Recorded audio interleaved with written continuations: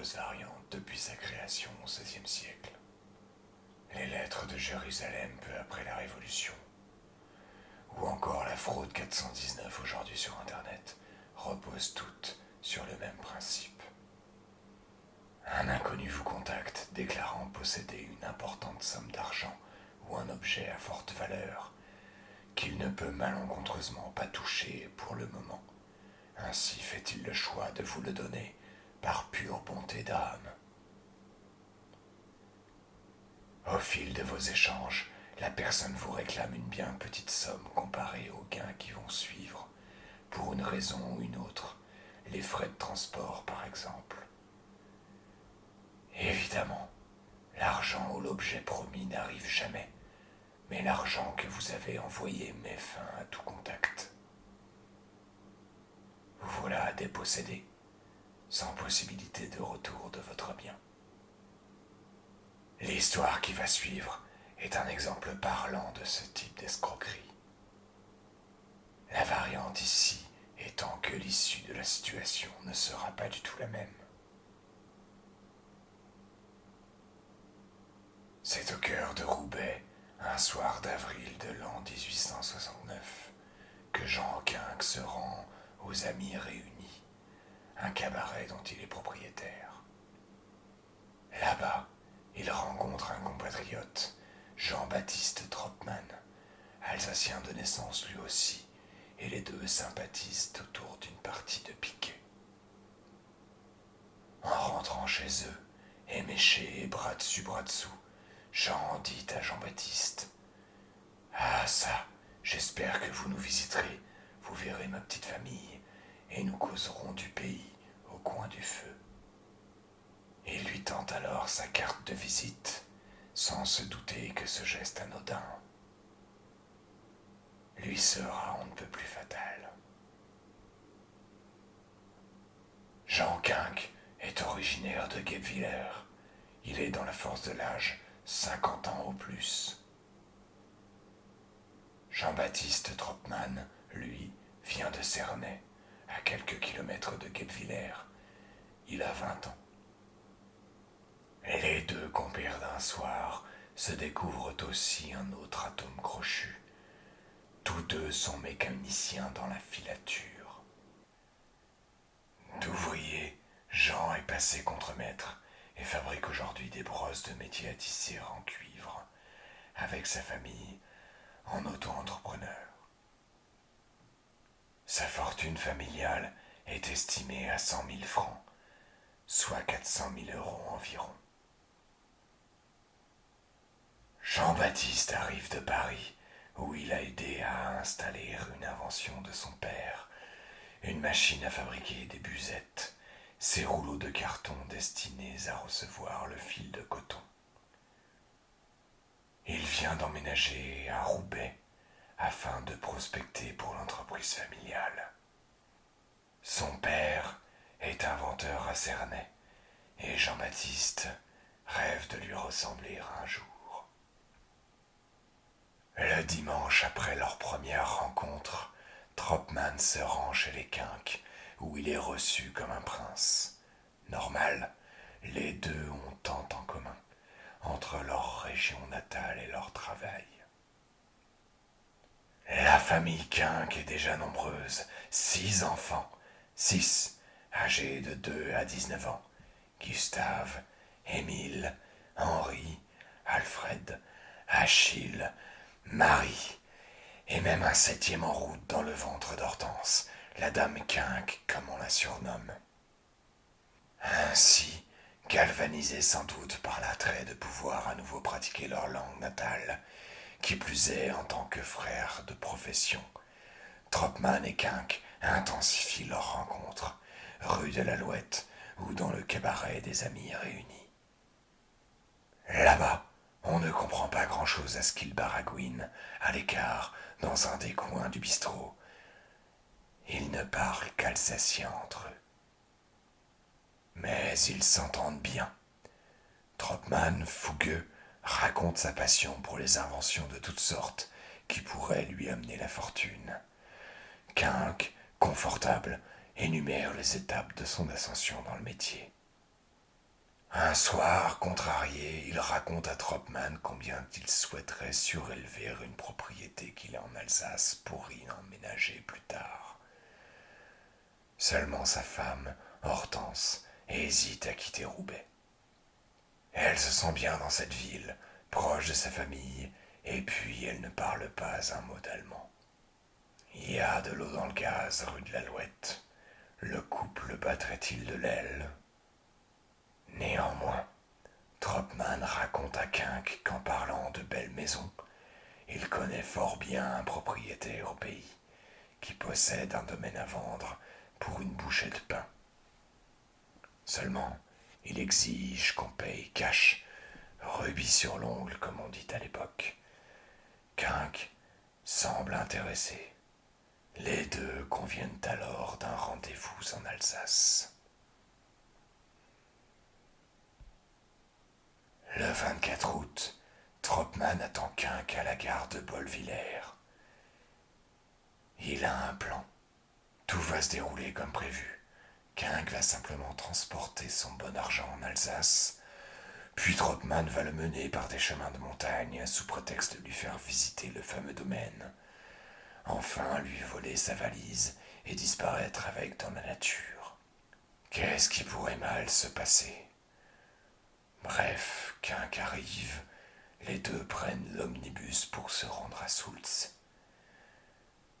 Tout en dînant sur place, Tropman remarque que Quinck reste discret sur les affaires. Les deux achètent une bouteille de vin en sortant. Puis ils s'en vont par le Wald, la forêt de là-bas. Il fait presque nuit quand ils arrivent au pied du château de Herrenflug. Jean-Baptiste, voyant que Jean ne parle toujours pas de ce qui les amène ici, se décide à rompre la glace. Alors, où en est-on de nos affaires? J'ai bien réfléchi et je ne veux ni ne peux acheter ce domaine. S'ensuivent des explications diverses, l'entreprise familiale installée à Roubaix, le refus de déménager de sa femme, la petite dernière qui vient d'attraper la dysenterie. Bref, Quinck a changé d'avis, et ainsi n'a pas l'argent promis dans sa valise. Tropman ne se dégonfle pas, comprend ce que son ami lui confie et le remercie pour sa franchise. Le chemin se fait plus étroit et Quinck passe devant. Alors Tropman, dans son dos, verse quelques gouttes d'acide prussique dans les dernières gorgées de la bouteille de vin et lui tend dans un sourire. Avant de nous séparer, buvons un coup, le coup de l'étrier, Sgeld. L'acide prussique est un autre nom du cyanure d'hydrogène, un produit hautement toxique utilisé aujourd'hui dans certains pesticides. Un de ses noms les plus connus dans l'histoire reste le Zyklon B, ayant servi dans les camps d'extermination du régime nazi. Ingérer ou être en contact avec du cyanure, même en très faible quantité, provoque la mort. Et Tropman, grand solitaire depuis sa jeunesse, a fait un peu de chimie pour son loisir. Il a fabriqué ce poison en distillant en amateur des produits faciles à se procurer dans le commerce, bien que ce bricolage fasse preuve de beaucoup d'ingéniosité. Apparemment, sa fiole d'acide prussique ou cyanhydrique ne le quitte jamais. Toujours est-il que Quinck s'effondre instantanément après avoir avalé le poison. Il tombe raide, comme foudroyé.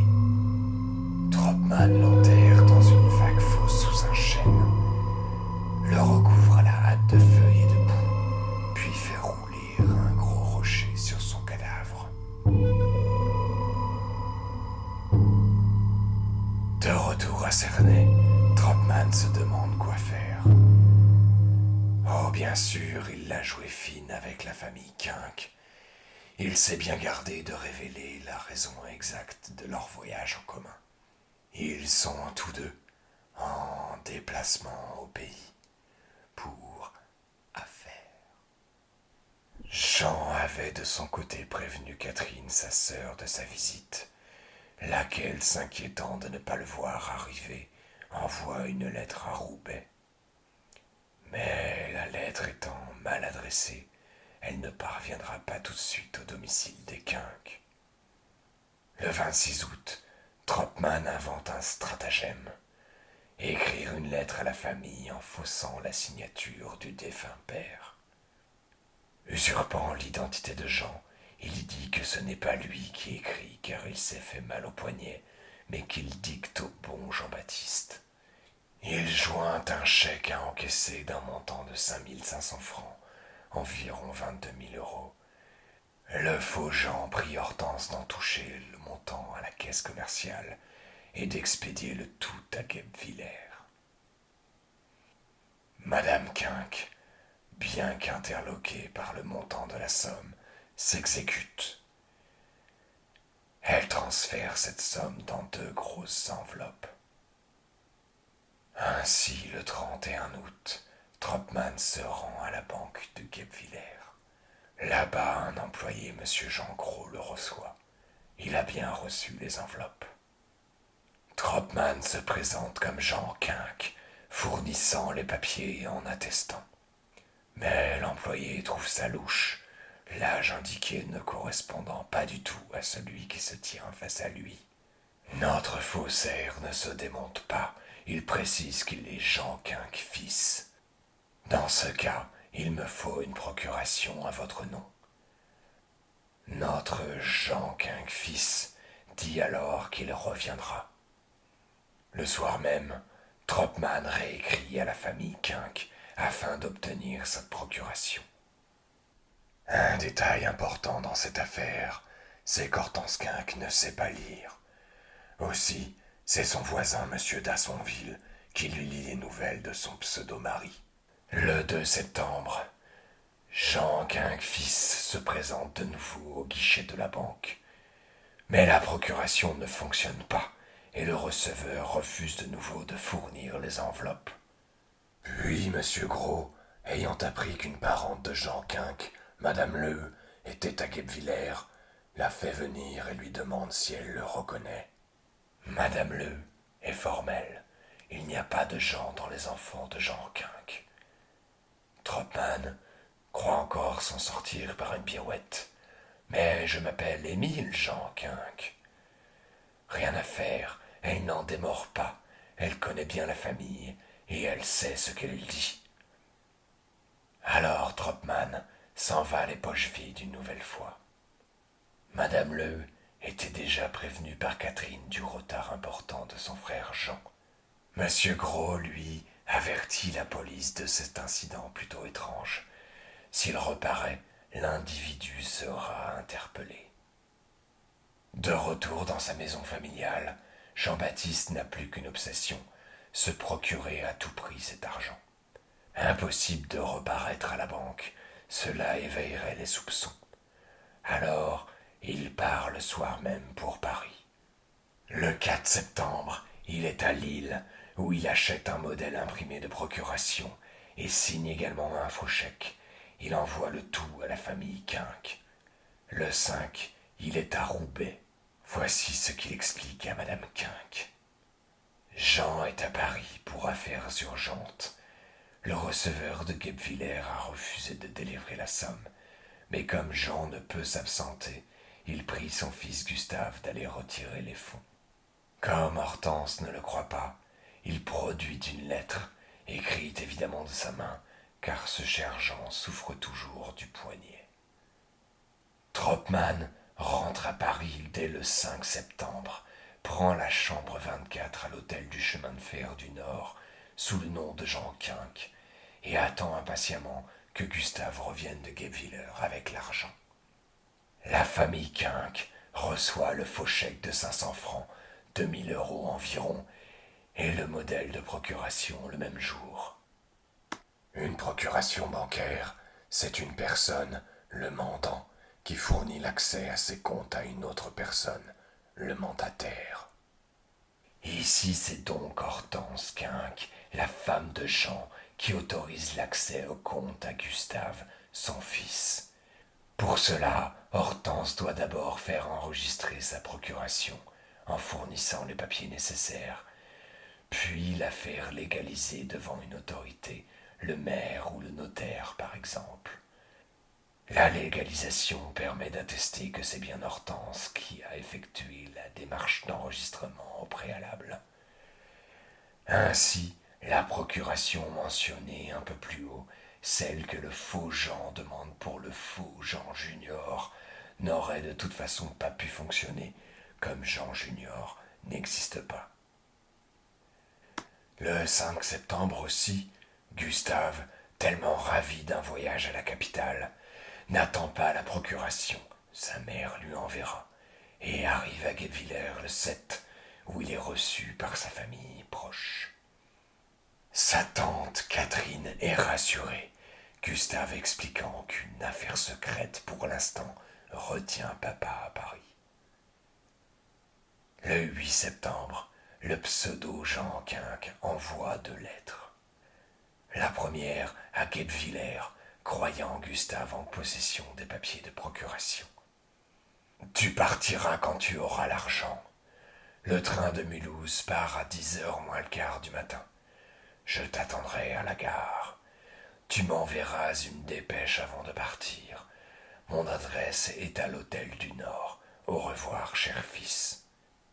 La seconde lettre est adressée au 22 rue de l'Alouette à Roubaix. Chère femme, je me suis empressé d'écrire à Gustave.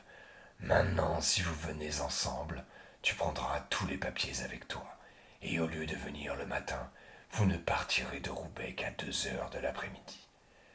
À 22h, vous serez à Paris, alors je vous attendrai, car pendant ce jour, j'irai à Fontainebleau, et je ne viendrai qu'à 9h du soir. N'oublie pas les papiers, et viens samedi. Au revoir. Seulement voilà, par retour de télégramme, Tropman apprend que Gustave n'a pas les papiers. Le 10 septembre, il renvoie une salve de courriers aux uns et aux autres. À Gustave, il écrit qu'il lui faut absolument l'argent avant que de monter à la capitale. À Hortense, il décale le voyage précédemment établi. Hortense renvoie le 11 une lettre exprimant ses craintes qu'elle dicte à Émile. Alors le 12, le faux Jean Quinque envoie cette lettre. N'ayez nulle crainte pour moi, car nos affaires vont bien. Seulement je suis tombé sur la main, et il y a des moments où il m'est presque impossible de prendre une plume. Prépare-toi à venir à Paris pour jeudi. Mes affaires seront finies. Tu quitteras Roubaix à 2h et je vous attendrai à la gare. Si mes affaires n'étaient pas finies, je vous enverrais une dépêche le matin. Alors vous ne viendriez que vendredi, mais avec le même train, car je veux être tranquille quand vous serez une fois chez moi. Si vous avez envoyé la procuration dimanche, Gustave viendra mardi soir. Préparez-vous et soyez contents, car aujourd'hui nous sommes riches. Je vous embrasse tous, Jean Quinque. Nouvelle salve de lettres le 15. Gustave, la procuration est expédiée. Va à la poste la chercher. Hortense, dis à Gustave que tu as envoyé la procuration. Nous nous retrouverons tous ensemble à Paris quand Gustave sera arrivé avec l'argent. Le 16 septembre au matin, Gustave se rend à la poste pour se faire remettre la procuration, qui n'est malheureusement qu'enregistrée et non légalisée. Hortense aura mal compris. Tant pis, il partira pour la capitale le lendemain. L'après-midi, il envoie ce télégramme pour Paris. Jean Quinque, hôtel du chemin de fer du Nord, j'arrive demain, 5h20 du matin. Sauf que Gustave rate son train du matin et n'arrivera qu'à 21h30 à Paris. Pendant ce temps, Tropman l'a attendu à la gare. Attendu 16 heures durant, presque. Il se rend entre 9 et 10 chez 2 quincailliers différents pour acheter une pelle de jardinage, une petite pioche ainsi qu'une hachette. Dès que Gustave arrive à la gare, Tropman lui fait écrire un billet à la hâte pour sa famille. 17 septembre, je viens d'arriver à Paris. Vous devez venir à Paris. Partir de Roubaix dimanche soir à 2 heures et à Lille à 4h18, deuxième classe. Prendre tous les papiers. Gustave. Les deux dînent ensemble. Gustave est très en joie. Puis, Tropman décide qu'il est temps de le mener à son père. De la Villette, ils partent à pied pour Pantin. En route, ils causent. Tu n'as pas peur ? Non. Ni moi non plus. Alors, pourquoi me fais-tu cette question ? C'est pour te faire parler. Tu parais sombre, préoccupé. Tu as l'air de méditer, et puis tu ralentis ta marche comme un homme qui a peur d'arriver. Moi, je suis tout joyeux de revoir mon père. Veux-tu que je te chante un refrain du pays ? Et Gustave se met à chanter au milieu de la nuit. Arrivés à la plaine, ils prennent le chemin vert qui traverse le champ. C'est bien désert, et mon père a une drôle d'idée de venir ici. Tropman lui montre une lumière dans le lointain. C'est là qu'est ton père. Alors marchons. À l'aide d'un couteau de cuisine, Tropman porte alors à Gustave un coup violent dans le dos, puis quelques autres afin que Gustave périsse. Enfin, il se met à creuser une fosse avec la pioche et la pelle qu'il avait cachée non loin. Il y enterre le cadavre de Gustave et se sauve. Plein du sang de sa victime, il va jusqu'au canal de l'Ourcq pour se laver comme il peut. Puis, après avoir erré quelque temps, il s'endort au pied d'un arbre dans le bois de Bondy. Sans doute au petit matin, évitant les regards obliques sur sa tenue, Tropman rentre à l'hôtel. Là, il doit se rendre à l'évidence. Déjà 2 cadavres sur les mains et toujours pas d'argent. S'il y a des soupçons, il dira que les Quinques ont migré en Amérique.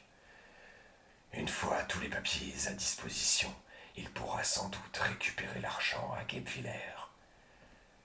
Le 18 septembre, il écrit à la famille Tropman, la sienne, que ses affaires vont bien et qu'il sera probablement de retour le lundi 20 à Cernay. C'est tôt le matin du dimanche 19 septembre que ce qu'il reste de la famille Quinque se rend à la messe de Roubaix. Toutes les affaires sont prêtes à la maison, tous les papiers demandés dans un panier, et les voilà qui partent pour la gare, où ils prennent le train que lui ont indiqué celui qu'ils croient encore être Jean. Arrivé à Lille, la petite famille s'aperçoit qu'une correspondance les mènera plus tôt que prévu à Paris. Hortense est enceinte, Marie est malade, on ne va pas rester sur le quai à attendre. Et voici qu'ils arrivent sur les coups de 18h30 à Paris. Ils se dirigent illico vers l'hôtel du chemin de fer du Nord et demandent Monsieur Quinque. Il s'est absenté, madame, mais reposez-vous un instant dans le bureau. Voulez-vous prendre un repas ? Hortense se souvient alors que son prétendu mari lui avait indiqué qu'il serait sûrement à Fontainebleau. Aussi décide-t-elle de ne pas l'attendre ici, mais à la gare. Sur le chemin, les enfants admirent un magasin de vélocipèdes. Promis, on en fera un tour une fois auprès de votre père et de Gustave. Vers 18h, rue d'Allemagne, un individu entre chez le taillandier Bélanger pour s'y procurer une pelle et une pioche, grandes mais pas trop lourdes. Il recommande qu'on les emmanche très solidement, les paie et dit qu'il reviendra les chercher à la fermeture du magasin. Les quelques clients présents notent son attitude mal assurée. 2 heures plus tard, il revient effectivement les chercher, les prenant maladroitement sous le bras. Bélanger lui montre. « Tenez, mettez-les sur l'épaule, c'est plus commode à trimballer comme ça. » Tropman car c'est bien lui. Remercie et court après l'omnibus qui doit l'amener à Bande.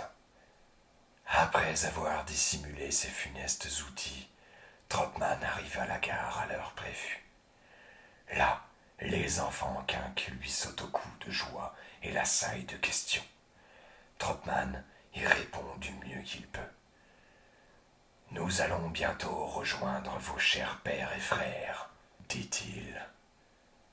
Vers 22h50, sortant de la gare, ils prennent ensemble l'équivalent d'époque d'un taxi, la voiture de place numéro 9108, et partent en direction de la porte de Flandre. Les discussions vont bon train sous le clair de lune. Arrivés à destination, Trotman demande au cocher de poursuivre sa route jusqu'à Pantin. Là-bas, il fait descendre Hortense, Alfred et Marie en recommandant aux trois aînés et au cocher de patienter ici. Le groupe de 4 emprunte le chemin vert. Dans la voiture, le cocher, M. Bardot, fait la conversation. Comment se fait-il que votre maman vous laisse ainsi et ne vous conduise pas jusqu'à la porte de la maison où elle va? Monsieur, n'ayez crainte, Jean-Baptiste, c'est un peu comme un parent pour nous. On a fait dans la journée un long voyage. On vient pour la première fois à Paris. Là, on vient juste chercher notre père, et puis nous retournerons à l'hôtel. À 1h moins le quart, Trotman revient seul par le chemin, et dit « Mes enfants, c'est décidé, nous restons ici. » Il paye le cocher, et s'éloigne avec Achille, Henri et Émile.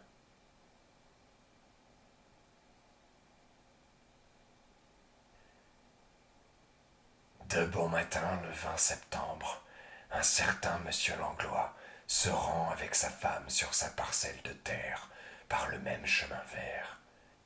Il aperçoit au sol une flaque mêlée de sang et de boue. Puis, un peu plus loin, ce qui ressemble à un morceau de cervelle.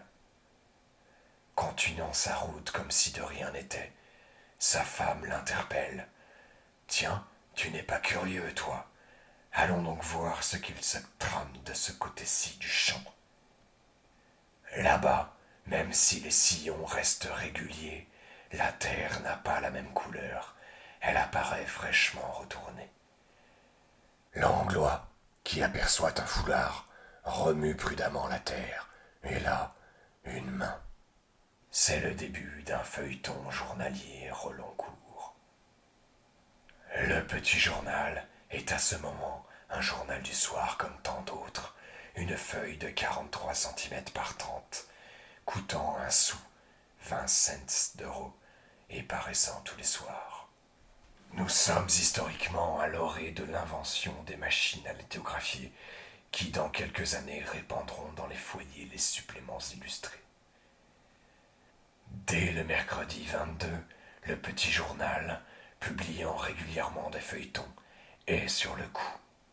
Le crime de Pantin, comme il l'appelle, va fortement augmenter le chiffre de ses ventes. Aux grandes dames des enquêteurs d'ailleurs, leur travail n'étant pas facilité par l'opinion publique, par l'exposition des éléments d'enquête, ainsi que des principaux ragots de la capitale. Toujours est-il que, chaque soir, des milliers de Français auront accès aux dernières avancées de l'enquête, petit frisson d'horreur d'avant le coucher. La découverte de 6 cadavres dans une seule fosse n'est pas chose commune. Qui plus est, lorsque les autorités arrivent sur place, les corps sont encore tièdes. Tous sont atrocement mutilés et défigurés. Voici le détail des blessures rapportées par les hommes de l'art, ceux qu'on nomme aujourd'hui médecins légistes. Hortense, 40 ans environ, a reçu une trentaine de coups de couteau dans le dos, le cou, la poitrine et le ventre, où, pour mémoire, logeait une petite fille de 6 mois. Émile, 13 ans, a été étranglé par un foulard et frappé au côté droit de la tête par des coups de pioche. 6 ans, frappé au front par la même pioche.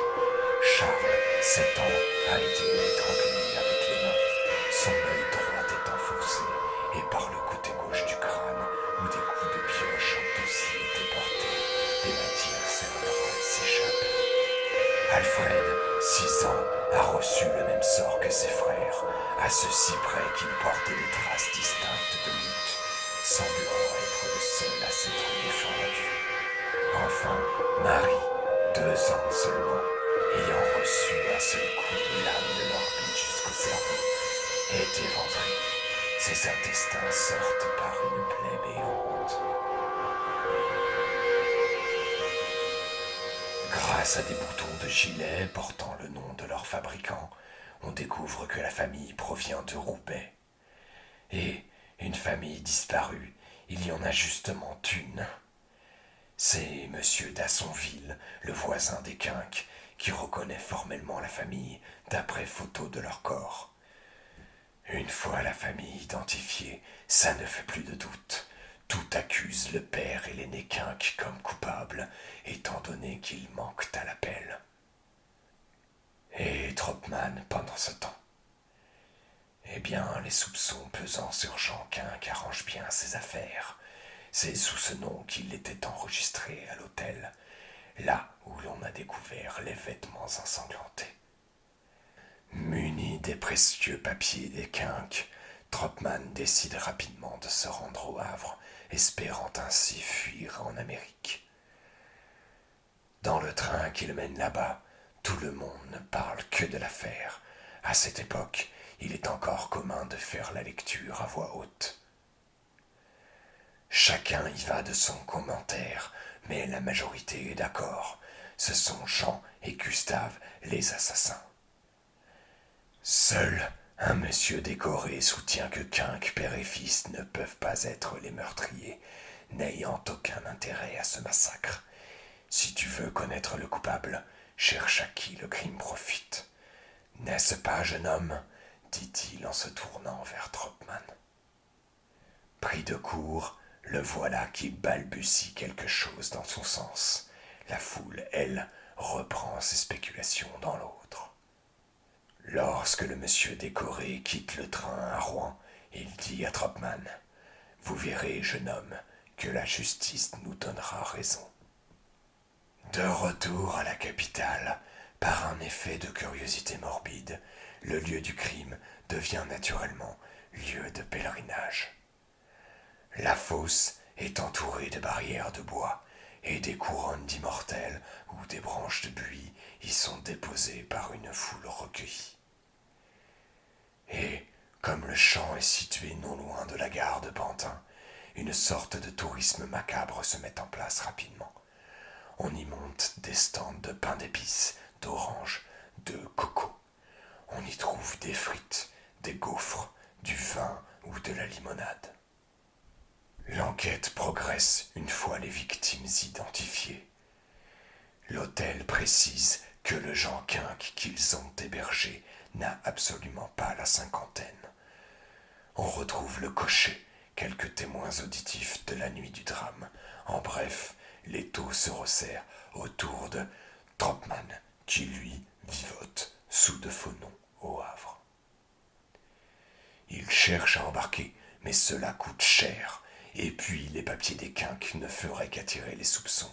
Ils sont inutilisables.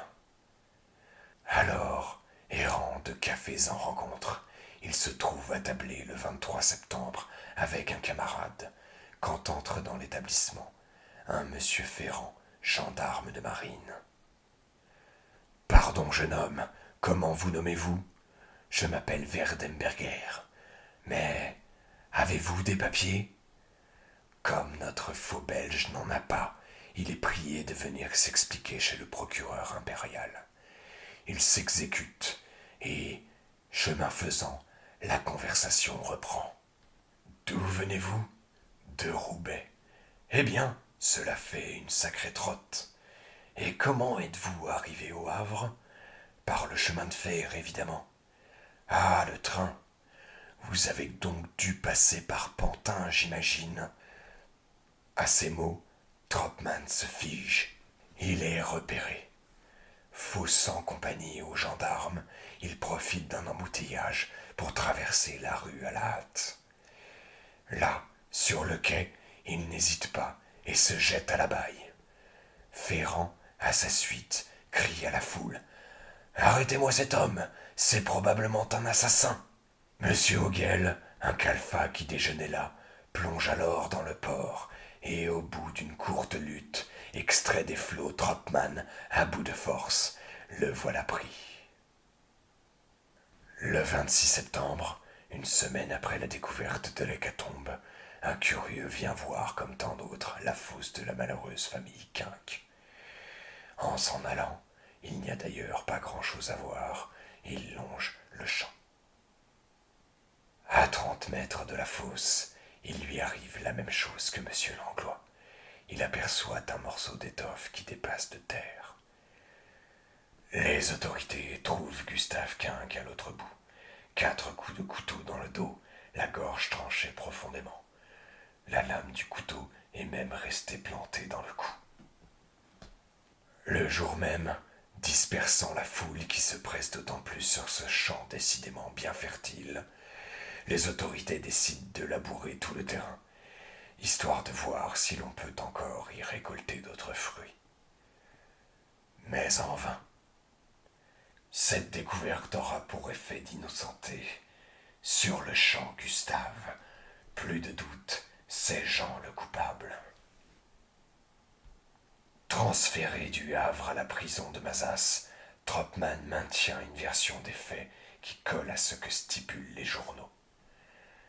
Ce sont Jean et Gustave qui ont fait le coup. Lui n'est que complice passif. Comment on a retrouvé le corps de Gustave? Alors Jean l'aura assassiné lui aussi, comme témoin important, mais je ne suis pas au courant. Quoi, le corps de Gustave est en état de décomposition plus avancé que les autres? Est-ce que je sais, moi?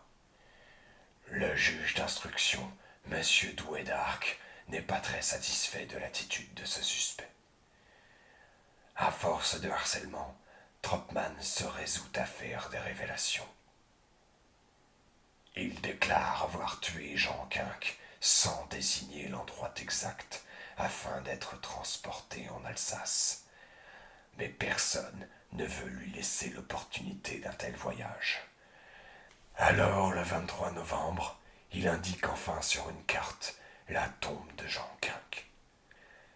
Des fouilles sont effectuées au château des Renflux, et le 25, on retrouve enfin le 8e cadavre. L'opinion publique est formelle concernant le 20 septembre. Un tel monstre ne peut avoir commis à lui seul 6 crimes d'un seul coup. Tropman n'a que la vingtaine, il ne peut pas avoir agi sans complice.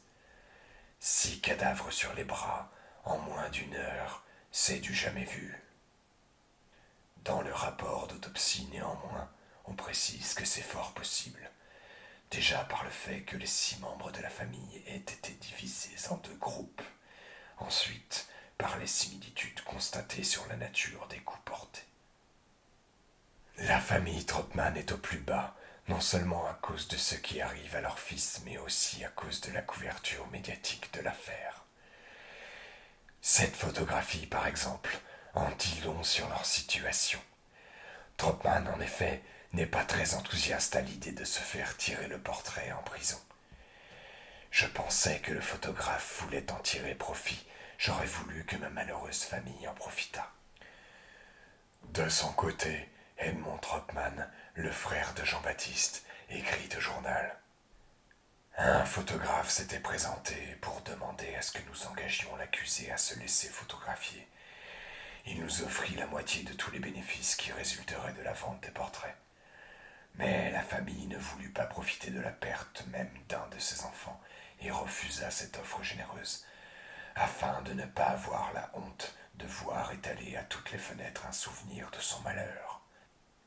À force de promesses, la justice parvint à décider l'accusé à se laisser photographier, et aujourd'hui nous avons le regret de voir les portraits de mon malheureux frère placés à toutes les vitrines des marchands. Je m'abstiens de réflexion à ce sujet, à chaque honnête homme de distinguer lui-même le juste de l'injuste. Toujours est-il que Tropman ne coopère pas du tout pendant l'instruction. Il ne fait que mentir, inventer et se défiler.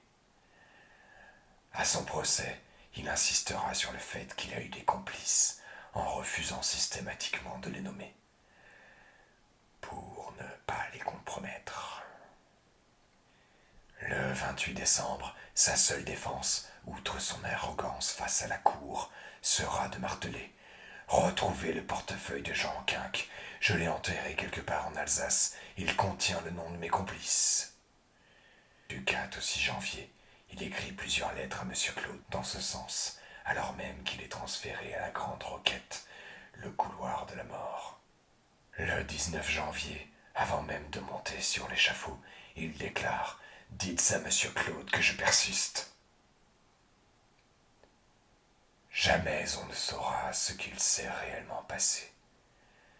Et d'ailleurs, toute l'histoire que je viens de vous raconter n'est en fait qu'un recoupement de l'enquête avec les histoires de Tropman.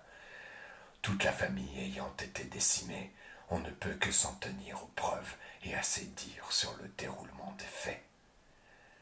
C'est Tropman d'abord, dans ses mémoires de prisonnier, qui raconte comment la rencontre avec son ou ses complices a eu lieu, peut-être pour se dédouaner ou pour suivre une version alternative que la police lui a fournie. C'est Tropman encore qui sème le doute sur la raison de la venue de Jean Quinque en Alsace. C'est Tropman toujours qui, dans sa première version, va jusqu'à dire que Jean l'a berné et a imité son écriture à lui. Revoyons à présent les quelques zones d'ombre qui planent encore sur cette affaire. Jean Quinque et Tropman demeurent très discrets sur ce qui les lie. L'histoire du domaine à vendre, mentionnée plus haut, n'est qu'une création personnelle afin de mieux dérouler les faits. Et pourquoi pas, le fil du récit pendant l'enquête n'a pas cessé de varier en fonction des déclarations de l'accusé. On raconte tant de bêtises aujourd'hui sur le compte de Jean-Baptiste, répétant à l'infini ce que les journaux tablèrent à l'époque. Tout ce qu'on sait, c'est que Quinque rejoint Tropman en Alsace pour affaire. Dans une des versions de Tropman, il raconte que Quinque a inventé un moyen pour faire un max d'oseille. Il s'agirait simplement d'imprimer de faux pounds américains pour ensuite aller les toucher en se rendant sur place, enfin revenir les poches pleines, ni vues ni connues. C'est donc ni plus ni moins une fabrique de fausses monnaies que Quinque propose à Tropman qui s'avoue intéressé. Dans une autre version, Quinque aurait proposé à Tropman de l'aider à acheter un terrain, c'est-à-dire de lui prêter de l'argent. Beaucoup d'argent. Mais alors, qu'allait-il faire dans la forêt au milieu de la nuit? Une troisième hypothèse enfin serait que les deux compères aient vécu un amour antinaturel, comme on dit à l'époque. Dans une lettre datée du 21 août, Tropman écrit à Jean: mon cher monsieur Quinque, je suis allé voir si tout est en ordre. Et, plus loin, j'ai trouvé une chambre dans laquelle nous pourrons faire tout ce que nous voudrons. Quoi qu'il en soit, loger dans une chambre alors que tout un pan de sa famille accueillerait Jean dans son pays natal, cela laisse à supposer. Avec le recul, tout le contenu des lettres ne tourne qu'autour de Tropman. Tropman écrit les lettres sous ma dictée. J'ai donné toutes les indications nécessaires à Tropman, etc. Au-delà de ça, comment ne pas soupçonner l'entourloupe au vu des formulations? Chère femme sans surnom affectif, maman à Gustave, ne dis jamais le nom de ton ami. Même si Hortense Quinque s'est fait lire les lettres, il y aurait tout lieu de reconnaître un style d'écriture plutôt qu'un autre. Pendant son premier séjour à Paris, Tropman raconte avoir rencontré plusieurs voleurs et mendigos auprès des carrières d'Amérique. Ces carrières de plâtre, situés à l'emplacement actuel des buttes Chaumont, étaient réputés pour la nuit abriter toutes sortes de brigands et sans-abri de l'époque. Il est fort possible que Tropman ait pu se lier d'amitié avec certains d'entre eux. Il faut tout de même une certaine volonté pour creuser une fosse assez large pour enterrer 6 cadavres tout frais, de nuit, avec une pelle et une pioche. Recouvrir le tout et retracer les sillons avant de s'enfuir, cela n'est pas impossible, mais de là à dire que Tropman était effectivement seul dans sa tâche. Comment le cocher Bardot n'a-t-il pu rien entendre des meurtres? Des témoins, eux, ont entendu crier « Maman » dans la nuit du sextuple crime, mais pas le cocher. Et comment le même cocher n'a-t-il pas vu, malgré le clair de lune, malgré sa lanterne, le sang sur les habits de Tropman? On sait que ce dernier portait un paletot moucheté, soit, mais des coups lui ont été portés, au visage notamment, par Hortense qui se défendait. Des cheveux lui ont été arrachés, et même sans ça, tout ce sang a bien dû gicler quelque part, non? Mystère. Enfin, comment Tropman a-t-il pu tuer 3 garçons d'un seul coup, sans complice? Pour mémoire, Émile et Charles ont été étranglés, et Henri a eu le crâne fracassé. Comment tout cela est-il possible avec seulement 2 bras? Comment aucun de ces 3 garçons ne s'est-il enfui? Tant de questions qui resteront sans doute à jamais irrésolues.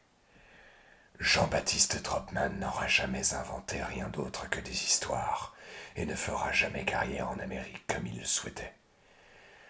À la place, il meurt guillotiné à 21 ans, reconnu coupable de faux et usage de faux, ainsi et surtout des meurtres de 8 membres de la famille Quinque. Il emporte avec lui tout un pan du récit de ce qu'il s'est vraiment passé durant ce tragique mois de septembre 1869. Aussi loin qu'un mensonge puisse vous mener, je vous souhaite que jamais il n'ait la portée de celui de cet homme, condamné au meurtre de masse de toute une famille par banal appât du gain. C'était Sordide à souhait. Bien le bonsoir.